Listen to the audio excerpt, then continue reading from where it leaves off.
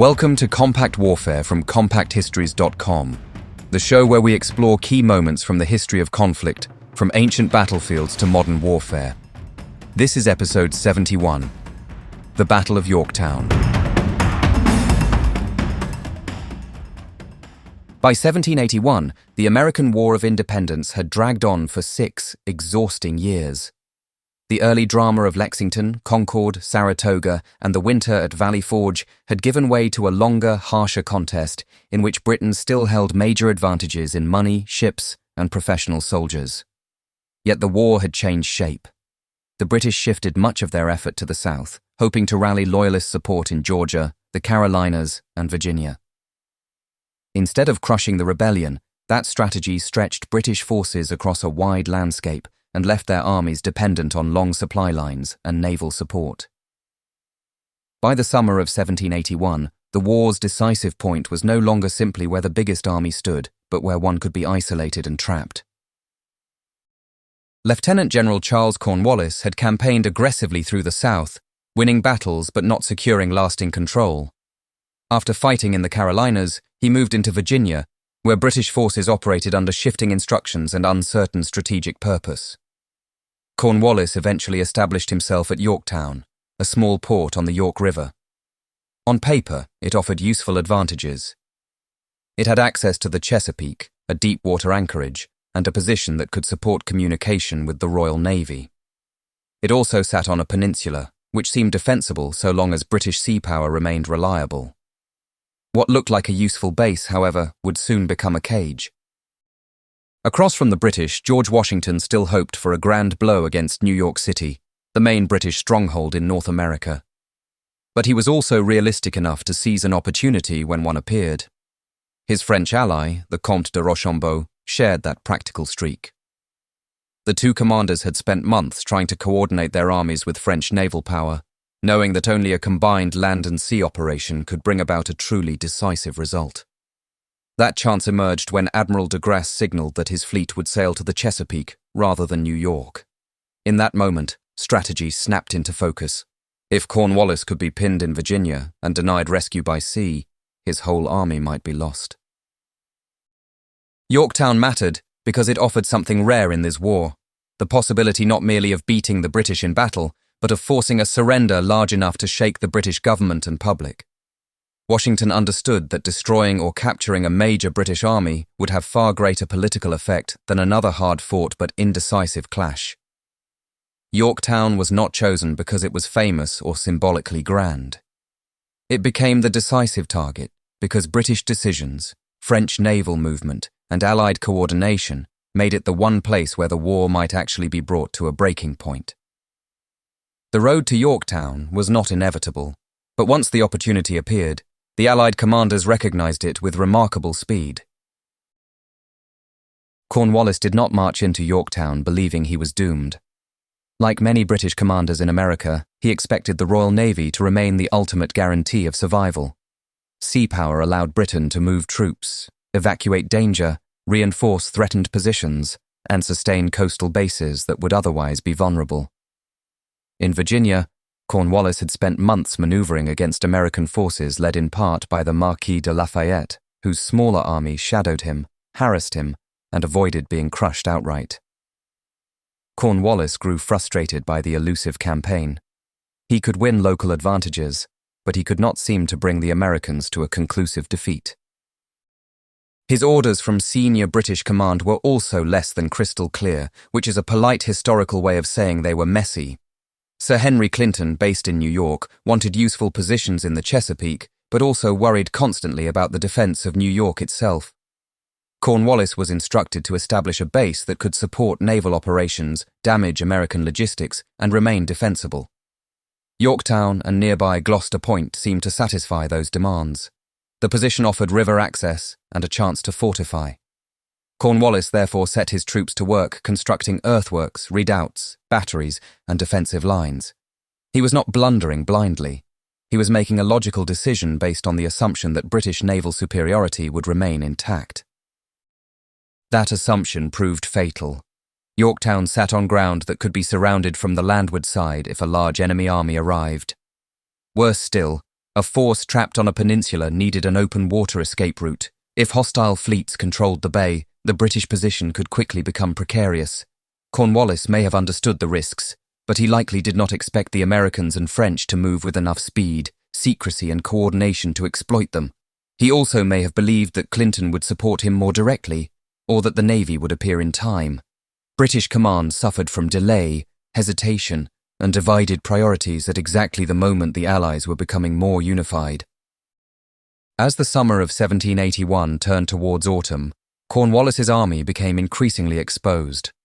Lafayette kept watch in Virginia, preventing easy movement and relaying developments.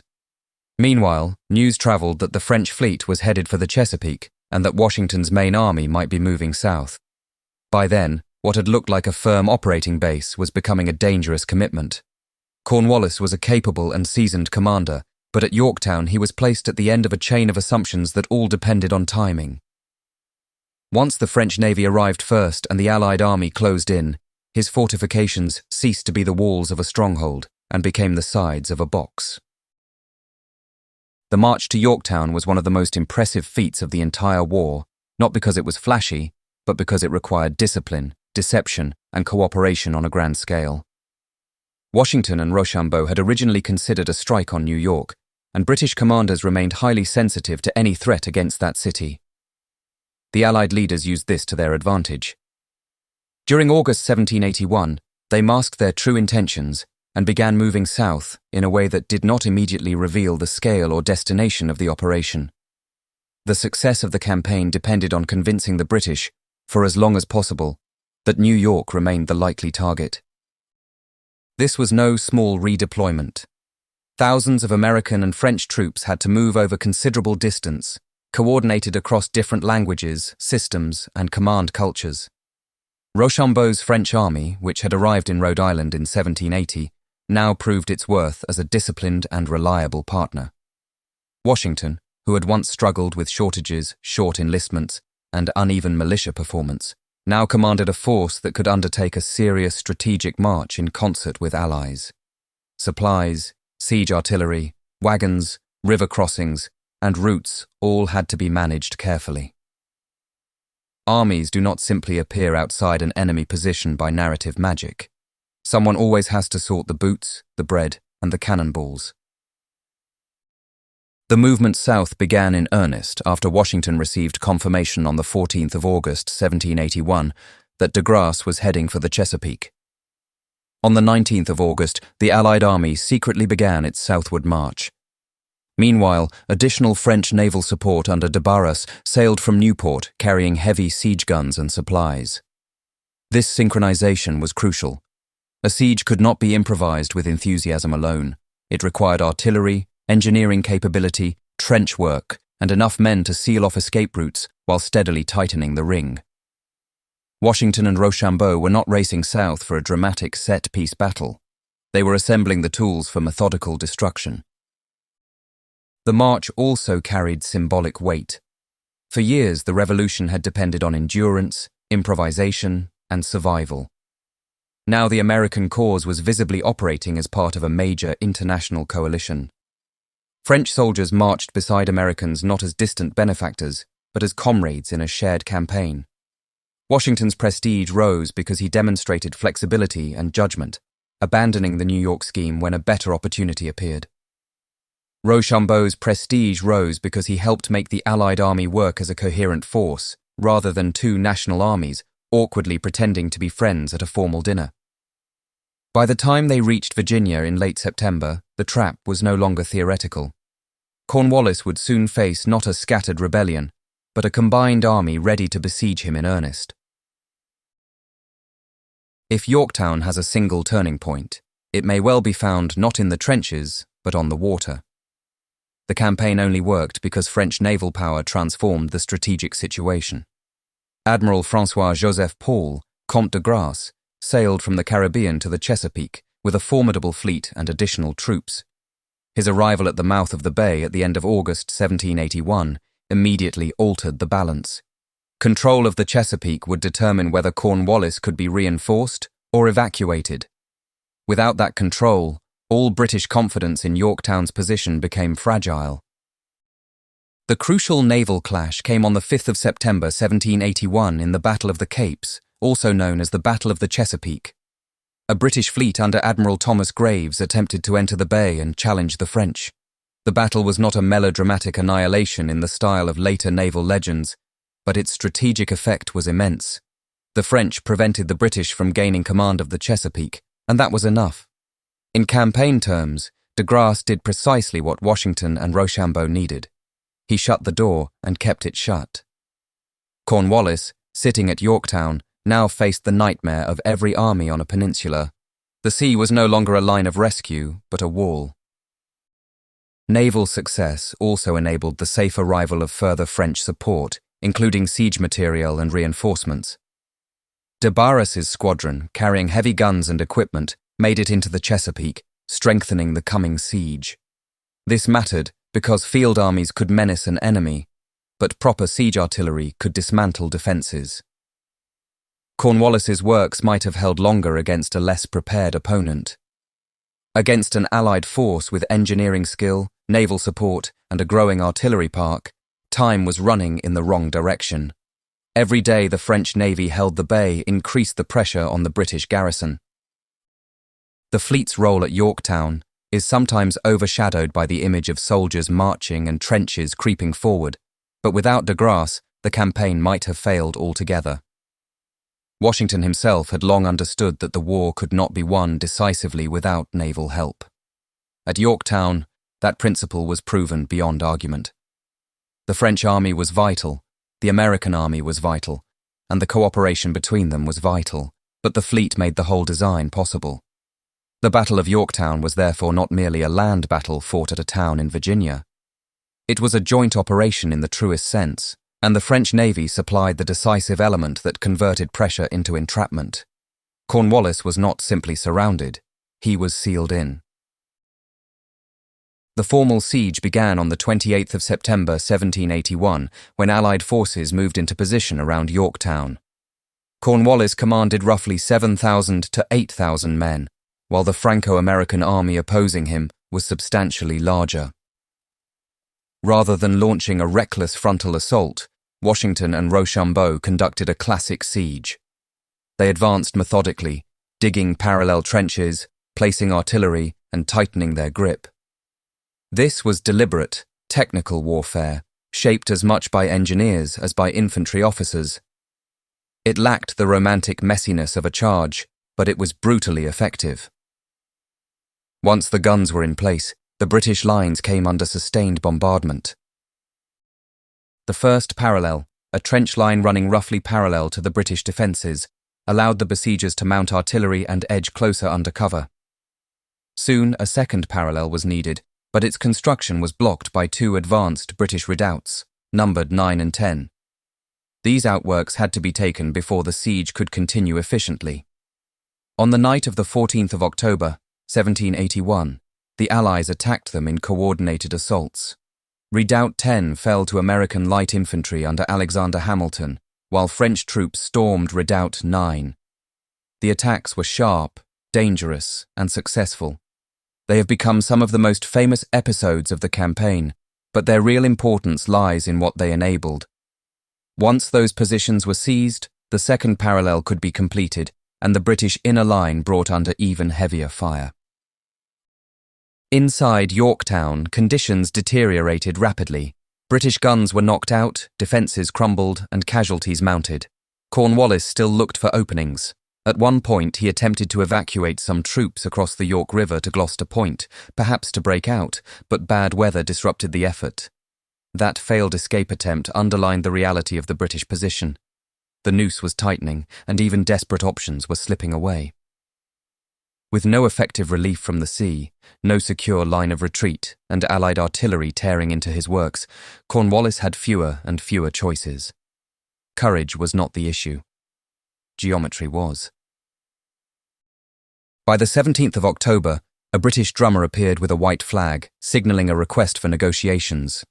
The siege had lasted less than 3 weeks, but it had achieved its objective completely. Yorktown was not won by a single glorious moment. It was won by planning, engineering, artillery, naval control, and the relentless reduction of Cornwallis's options. The bombardment broke the British position physically, while the encirclement broke it strategically. Once the redoubts fell and relief failed to materialize, surrender became not a matter of honor lost, but of military reality acknowledged. The Articles of Capitulation were agreed, and on the 19th of October 1781, the British Army formally surrendered at Yorktown. Cornwallis did not attend the ceremony in person, citing illness, and sent Brigadier General Charles O'Hara in his place. The symbolism of the event mattered enormously. A major British field army had laid down its arms before a combined American and French force. For the Americans, it was the clearest possible proof that independence was no fantasy. For the French, it was a vindication of their intervention. For Britain, it was a military and political shock from which the war effort in North America never truly recovered. Yorktown did not instantly end the war in a legal sense. Fighting continued in scattered forms, and the Treaty of Paris would not be signed until 1783. Yet Yorktown effectively ended major military operations in the American theatre. The surrender transformed the political climate in London, where support for continuing the war weakened sharply. A war that had already proved expensive and frustrating now seemed unlikely to produce victory at acceptable cost. The loss of Cornwallis's army made it much harder for British leaders to imagine restoring control over the colonies by force. In that sense, Yorktown was not merely a battlefield success. It was the point at which military defeat ripened into political inevitability. The battle also left a lasting legacy in how it demonstrated the nature of American victory. Independence was not won by the Americans alone, nor was it handed to them by France. It emerged from a coalition in which American endurance, French money, French soldiers, French sailors, and Allied strategic cooperation all mattered. Washington's leadership was central, but so was Rochambeau's professionalism and de Grasse's naval decision-making. Yorktown therefore stands as a lesson in alliance warfare. Success came when diplomacy, logistics, land operations, and sea power all pointed in the same direction. That sort of coordination is difficult in any century, and in 1781 it was extraordinary. The Battle of Yorktown effectively brought the story of the American War of Independence full circle.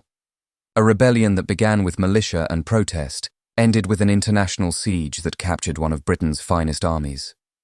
The final image is not merely one of surrender, but of strategic convergence. Cornwallis at Yorktown was beaten by more than cannon fire. He was beaten by timing, alliance, geography, and the sudden collapse of British assumptions about control.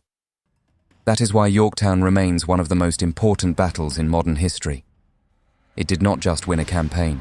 It changed the future of an empire, confirmed the birth of a nation, and proved that the struggle for American independence had crossed the line from resistance to victory.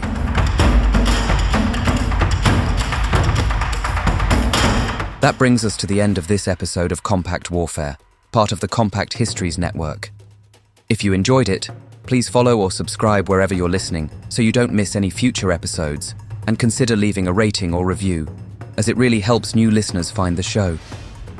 You can find more episodes at compactwarfare.com, where you can also explore our other podcasts covering biographies, history, disasters, mysteries, and true crime. You can also follow us on Facebook, Instagram, and Pinterest. Finally, please consider supporting the show directly by buying us a coffee. Head on over to compacthistories.com/warfarecoffee to see how. Thanks for listening, and I'll see you next time.